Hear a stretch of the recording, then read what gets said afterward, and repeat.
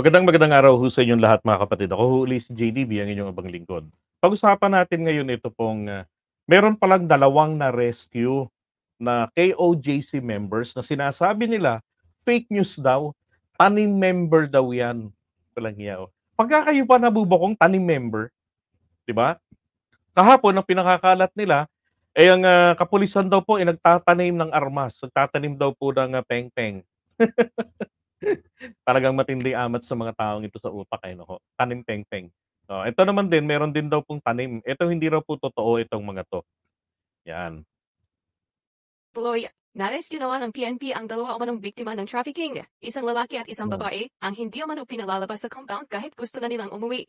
Sila po Grabe, ay no? nagpa-rescue sa Philippine National Police at kaya po inassist natin ang DSWD sa pag-rescue sa kanila. Dahil doon sa anak at siya po ay taga-Samar and nag-request po ang kanyang family na kung pwede i-rescue ang kanilang anak dito sa KOJC compound dahil gusto na pong umuwi at ayaw pong palabasin. The police. Ayun. Diba? So gusto na niyan lang umuwi. Actually ho, naku magugulat kayo kung kailan pa yan. Na gusto nang umuwi. Pero kung hindi pa nangyari ang raid na to, hindi pa mare-rescue. Pero ano pong sabi nito ni Attorney Diwata? Allegedly rescued one member for violation of Ayaw pa talagang tanggapin na ayaw pang tanggapin talaga ni Attorney Diwata na i-rescue. Ulitin one natin. member for violation of anti-human trafficking law. That is not true, no? That is not true daw eh. Yun na nga, anong tawag mo roon? Joke? That should have been presented before you. Kasi ibig yung sabihin, yung mga yun ho kasi ay naipresenta na una dun po sa sa PNP. Tuloy, Nagkaroon ho kasi ng press conference at napansin ko parang iilan lang yung tawag dito, iilan lang yung nakapanood yata ng press conference ng PNP. Ito ho yung kahapon. Ito yung kamag-anak po ng dalawa ng mga na-rescue. Yung dalawa. Hindi laro na siya makapunta sa amin. Hindi malang gagawin. Hindi, every 3 months, or 1 year, bago siya nakapunta. Tapos, papunta man namin siya, may kasama siya lagi nga ito, yung tagaling birthday na, parang nagkaan sa kanya ng debating, kung ano sasabihin niya. Kaya parang medyo nag-aala kami. Ang pagpunta pa niya ng Cebu, talagang wala siya paalam. Bigla lang isang direkto nung taga-yurin kaya sa amin sa Medicine Saka. Huli na nung sinabi na nasa Cebu na siya. Kasi alam namin, nagkatrabaho lang talaga siya sa may bakery. At yun, nag-ano din, parang nag-work student. Natagok na natin yung nakay-tupin. Pero yung nangyari kong rate, hindi ko lang kasi alam ko talaga namin yung tabi. Nakabook na kami ng flight talaga dito. Kaya kailangan dito mating 11. Galing pa kami Eastern Sano. Kaya nagulat kami, nung nag-rate, kala namin, hindi na namin makuha yung bata. Kaya nagpapunta namin sa DSWD, sa police station. Pero pag pumunta rito, nakipag-try na kami doon sa namin, barangay, saka sa police station, na i-follow up kami rito para ma-assist kami. Yun ako yan namin. Yun. Diba? Nagpunta sila mismo doon. Sinamantala na rin nila na nandun yung mga kapulisan. So bumiyahe sila para ma-rescue nila.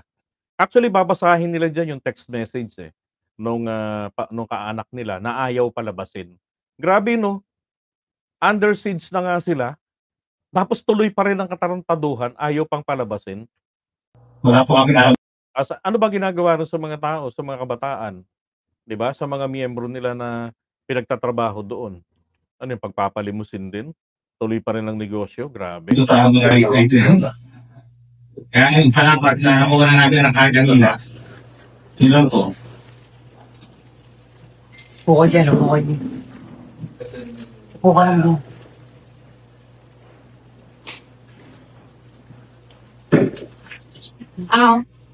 Bale, itong second attempt ko na kunin ng mama ko. Bale, last month, nag-try ako na kunin siya, bale, 6 hours ako nag-antay doon sa gate nila. Akala mo kausap ng mama ko. Then, may read na nangyari kahapon. Then, nakita ko sa post ng friend ko, then tinunta ko siya kung kumusta yung mama ko. Ito, sabihin sa akin, kunin mo na mo. Pero yung time, wala din ako pera. So, naghanap ako ng date na makahanap ako ng pera para lang kuha ang mama ko. Then, mga around 8 o'clock ako nakarating ng Davao City. Then, after nun, diretso na ako sa compound. Tinimay ko talaga na mag-reach out yung mga kasamahan doon para makalabas ang mama ko. And luckily, nakuha ko ang number ng kanyang mister. Then yun, tinawagan ko siya. Sabi ko, sir, pwede mo sabihan mama kami ko sa labas. Kasi, ibigay ko yung cellphone niya. But, anitay ko lang din siya parang makausap ko ang mama ko personally. But, sabi niya sa akin, hindi ako nakalis dito sa gusto ko. Dahil naka-guard ako dito. Sabi niya, hindi ko alam saan mama mo. Kasi ang compound is malaki. Hindi ko nakita. Then yun. Then around 1 o'clock, nagtext ako na kanya na, sir, i-charge ko na lang sa cellphone. Also, may alibay din, para hindi ko na siya makakalik. Ito yung nila yung phone sa minister niya. Then yun. Dala ko yung phone. Then, may naka-advise sa akin na refer. Nakupo talaga punta sa police station, dun sa saksak ko. Then yun, hinipin din sila mga sir. At nalakot kayo doon. Then yun na po. Lahat. Okay, pasensya na kayo kung kung medyo ganun yung boses. Kasi, in-enhance ko po yan. Boses lamok yung audio, tapos, ang hina pa. Kaya ang ginawa ko, in-enhance ko yung boses. Talagang, yan na yung max na mas napaganda ko. Pangit pa rin yung resulta. Pero, at least naiintindihan na hindi katulad ng original. Lahat ng mga calls and text ko, kung isang reply, wala. From the minister nila. So, yun. Then, also, may friend din si mama na nagsabi na, mama mo, yung masakit sa paa, nahirapan maglakad. So, yun na, ako kasi, pag malakas sa mama ko, sa kanila pag may sakit, ulit sa amin, parang ganyan, masakit sa part namin na pamilya na, kung okay yung mama ko sa inyo, 10 years, 11 years na siya nagsisipit. Kapag ito lang yung favor ko sa inyo, ipagpausap mo sa mama ko, kasi gusto ko siya kunin. Kasi mama ko siya, kahit galit ako sa kanya, pero mama ko rin siya.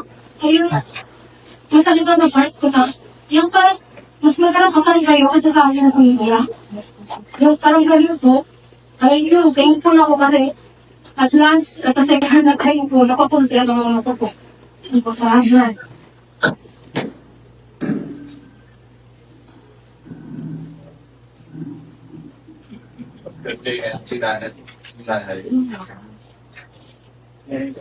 Bali po, ito po yung conversation ng Babasahin na yung text message.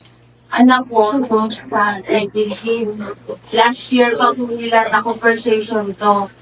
Yun, grabe Last year pa na convo yan. Hindi, isipin nyo na lang na prolong yung agony ng bata. Na hinold nila doon, ayaw nilang pauwiin. Sabi mo nito ng anak ko, gusto ko na po sana makabalik sa Easter Summer. Matagal ko na po sana gusto bumalik kasi di pa po ako nakapag-desisyon na maiwan yung magulang at mga kapatid ko. Kasi sabi nyo, 3 months lang ako dito. Shit, grabe ba? 3 months? Then naalala ko lang din kasi kagaya nitong yung ni-rape ni Kibuloy, allegedly, si Amanda. 'Di ba? Taga-Pasig yung babae. Paano nakarating?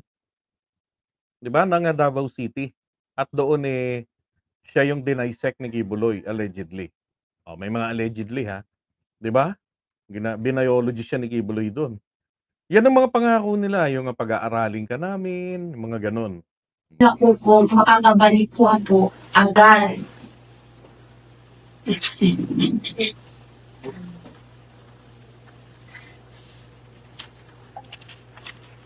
Hindi po pala. Kaya hanggang ngayon, di ko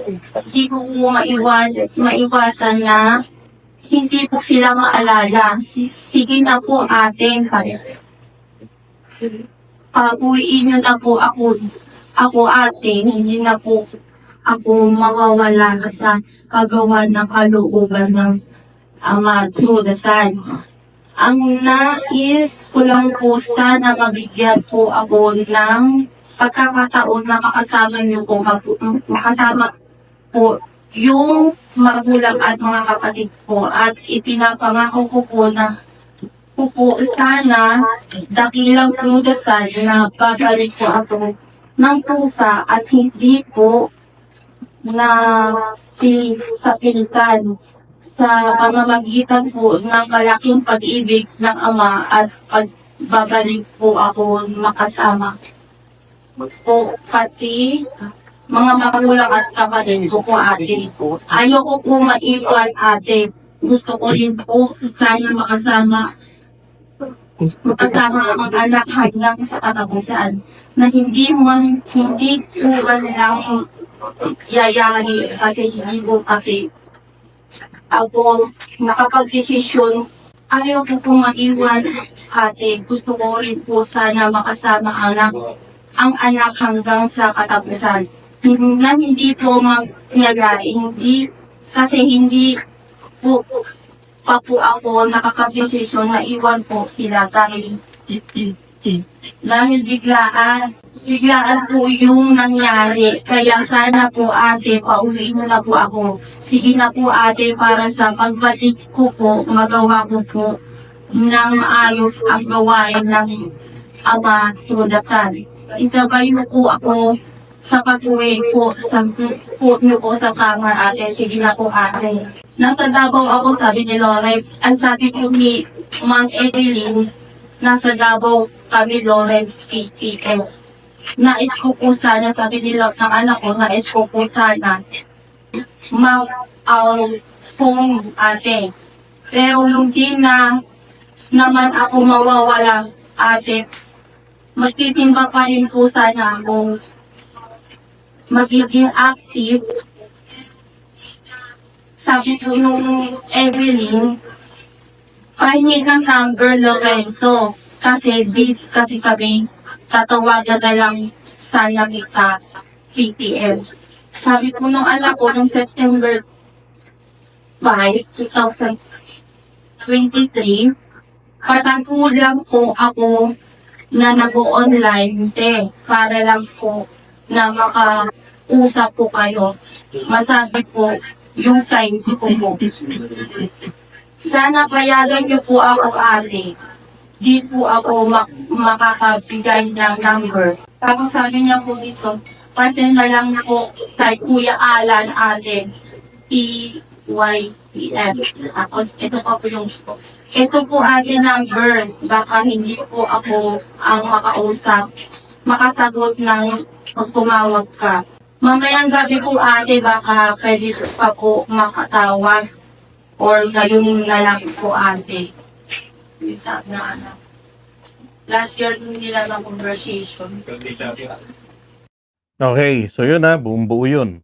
Oh, pahaba yan 38 minutes yata yan, pero may mga tanong-tanong kasi mga press. Pero yun ho, yung text message at yung salita lang mismo nitong mga kapamilya ng na-rescue, yung mga nagrereklamong mga to, yun yung pinarinig ko sa inyo. Di ba? Grabe ka palang hiya ng mga to. Sipin mo yun, ayaw nang manatili, gusto nang umuwi, ayaw pa uwiin. Oh. Mabuti na lang na sila, na rescue. Now, kung gustong i-challenge yan ni Attorney Diwata, edi i-challenge niya. Punta siya ng Supreme Court. Yan ang sinasabi naman nila na tanim, mga DD list. Tanim daw po yan, tanim member.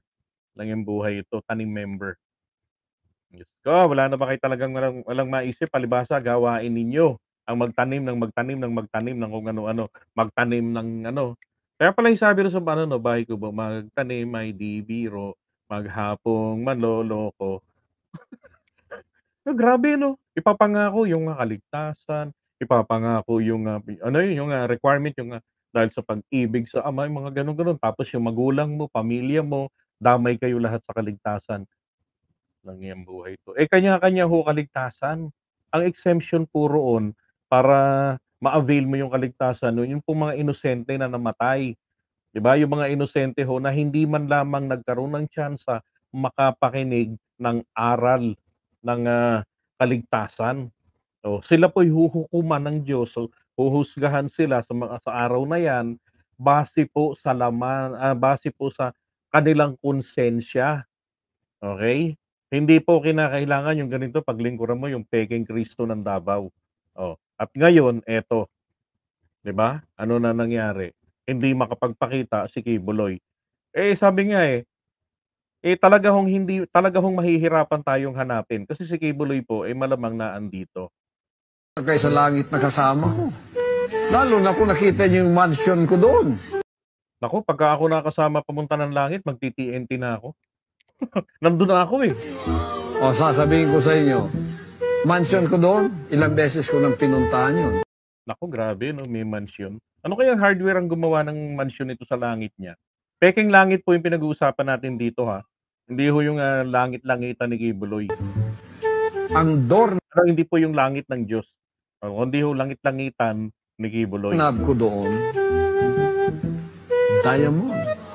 Wow. Ang door Derek, Diamond. Derek, Diamond. Gusto mo ba nun? knob ko doon, diamond. I am now the owner of the world. Yun na.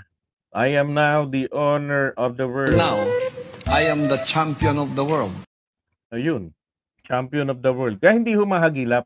Kasi akala niya hide and seek. Hindi, pero ang totoo po dito, malapit na tong mahuli. Kasi sabi nga nila, General Torre, meron silang nabuksan na tunnel.